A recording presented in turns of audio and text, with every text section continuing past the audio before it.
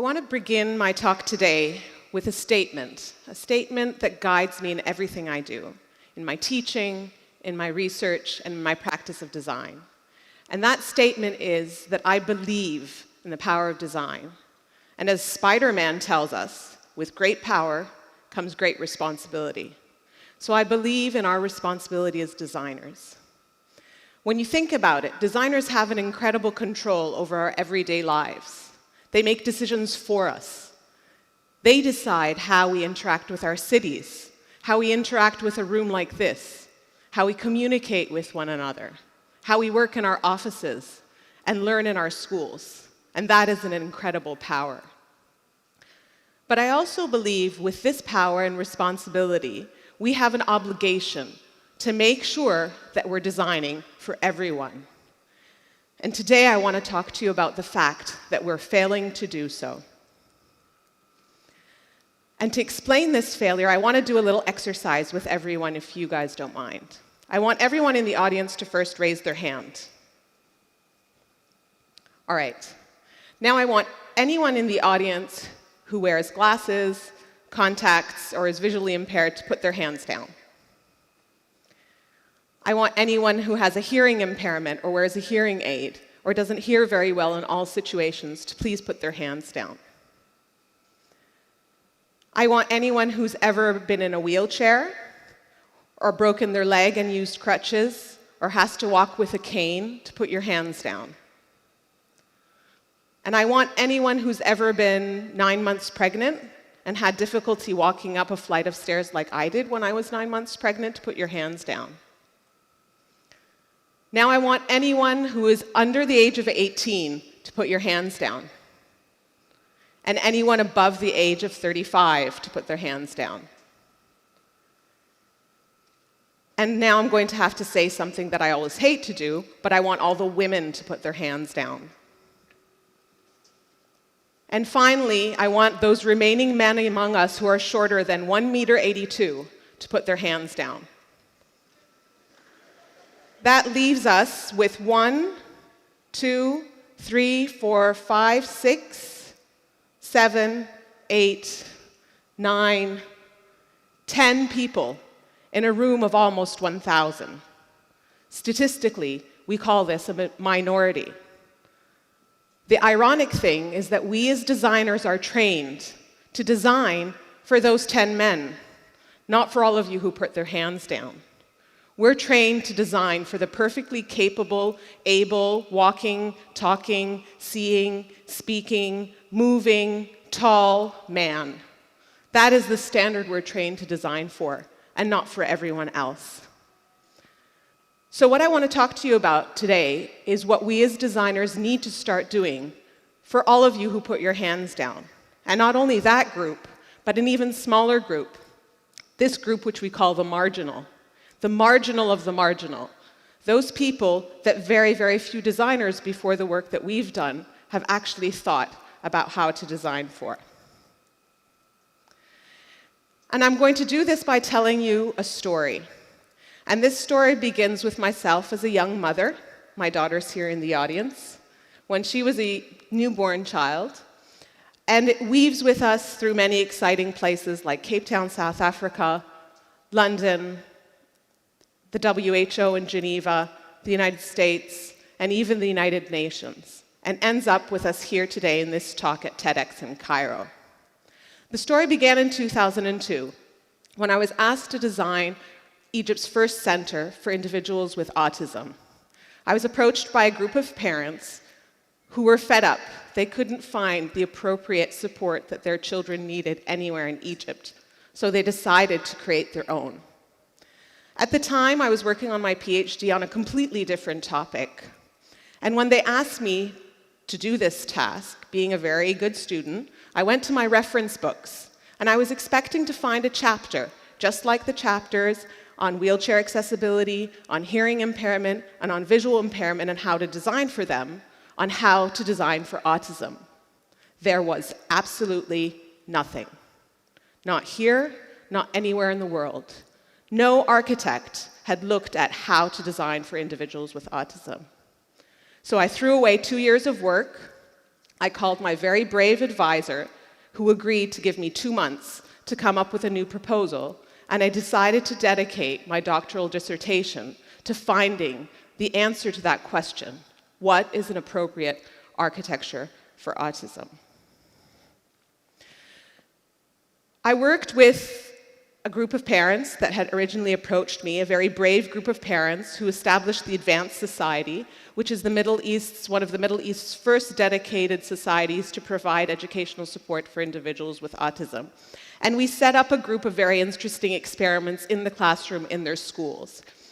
And the experiments looked at the effect of what we call spatial sequencing, which I'll talk about in a moment. We looked at how to create predictability through this spatial sequencing. We experimented with how we can control the acoustical environment in speech and language therapy, and what the effects were of creating escape spaces in classrooms.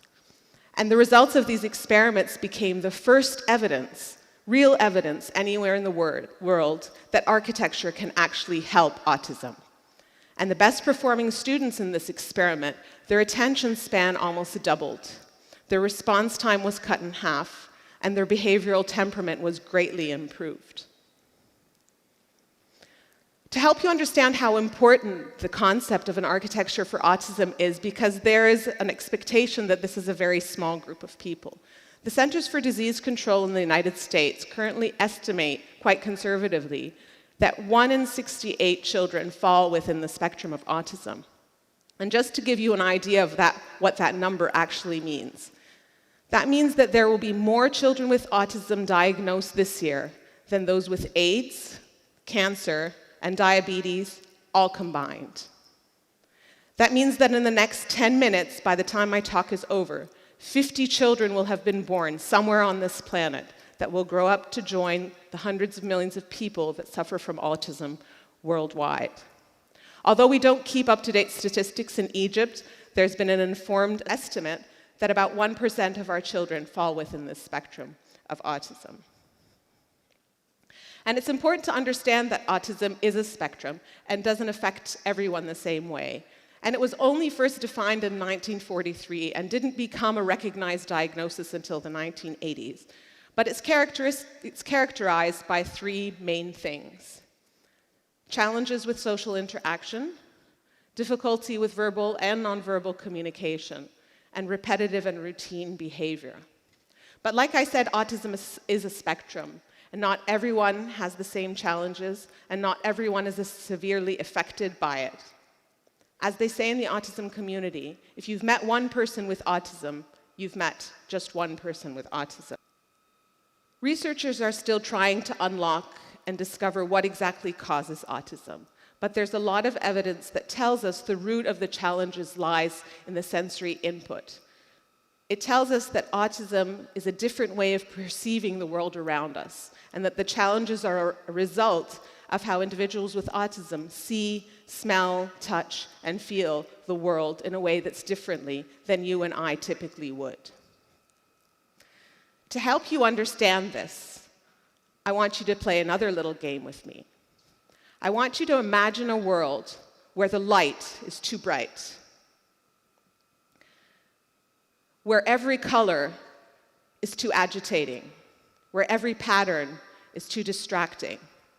And then I want you to imagine if you were not able to ignore the background sound of the air conditioning buzzing, or the fluorescent lights buzzing in the background, or the sound of the people walking around you,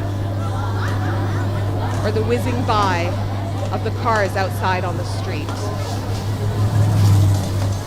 or even the rustle of the fabric of the person sitting next to you.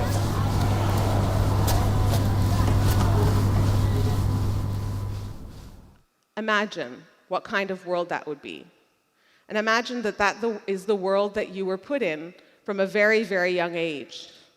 And imagine that very, very people understood you and understood why it was you were behaving in the way that you were behaving as a result of this different way that you were sensing the world and understanding the sights, smells, and sounds that it was throwing at you. So over a decade of work, I've been doing this since 2002, I recently, in 2013, published the Autism Aspects Design Index. I worked with various schools around the world, in the Emirates, in the United Kingdom, in Australia, here in Egypt, and even in the United States. And we came up finally with what we call the Autism Aspects Design Index, which has been recognized and presented worldwide and received international awards. Aspects is basically a set of 7 guidelines.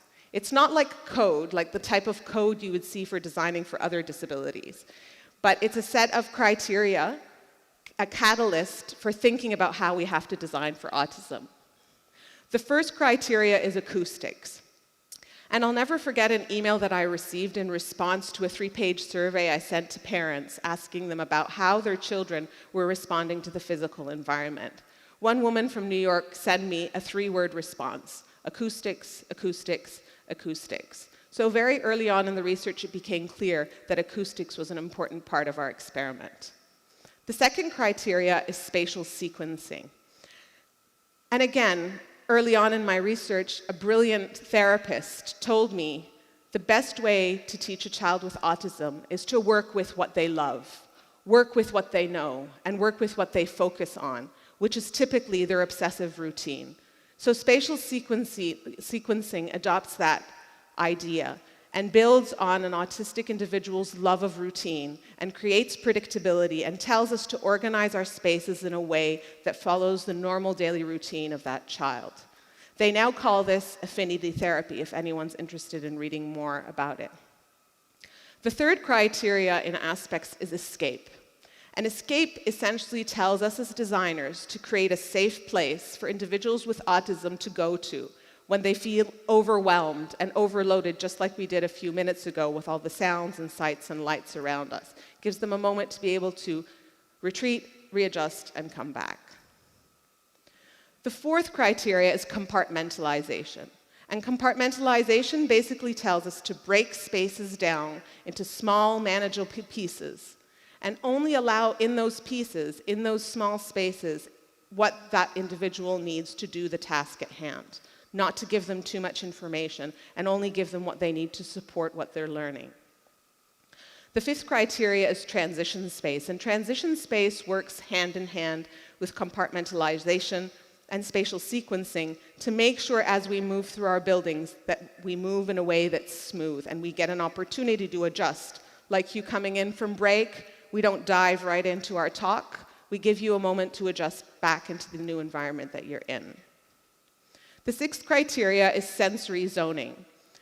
And as designers and architects, we're classically trained to organize our buildings according to function and utility. So public and private, offices and classrooms, service and served, and so on and so forth. When you're designing for autism, you have to zone your building and organize it around the senses, because that is what the individuals understand. So high stimulation spaces next to high stimulation spaces, and low stimulation next to low stimulation, with good transition in between. And finally, safety, which is something we can never ignore, but particularly for individuals with autism, you need to make sure that there's a high level of safety because of the fear of self-injury and possible elopement.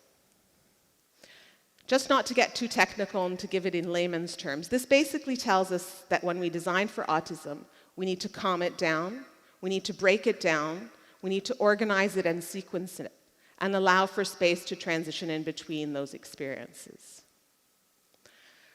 I'm now working with many schools around the world, in the United States, in Saudi Arabia, in the Gulf, and even here in Cairo at the American University, where we hope to create the world's first autism inclusion classroom in a higher education setting. I would like to tell you about another belief that I have, that autism really is just a different way of seeing the world.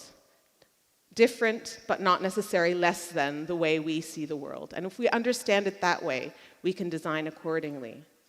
And individuals with autism have the right to have that kind of accommodation. As I once told a faculty member who was hesitant to make some changes in their classroom for a student who was suffering with some of these issues, and he said, just let him tough it out. He should be able to manage. He should be able to handle it. I told him, if you had a student in a wheelchair and your class was up a flight of stairs, Would you tell him to tough it out, to manage it, to find a way to get up out of his wheelchair and walk up that flight of stairs to get to your class? Or would you adapt the environment to make it possible for him? And I think the same type of respect needs to be given to individuals with autism. That through our power of design, they have a basic human right to access to the type of design that will help them be able to function in the best way they possibly can. And Aspects Design Index can help us do that. So just to wrap up, I want to bring us back to my first thought, the idea that I believe in the power of design. I believe in the power of design, and I believe that everyone should have equal access to that power so that we can finally create an architecture that really is an architecture for everyone. Thank you very much.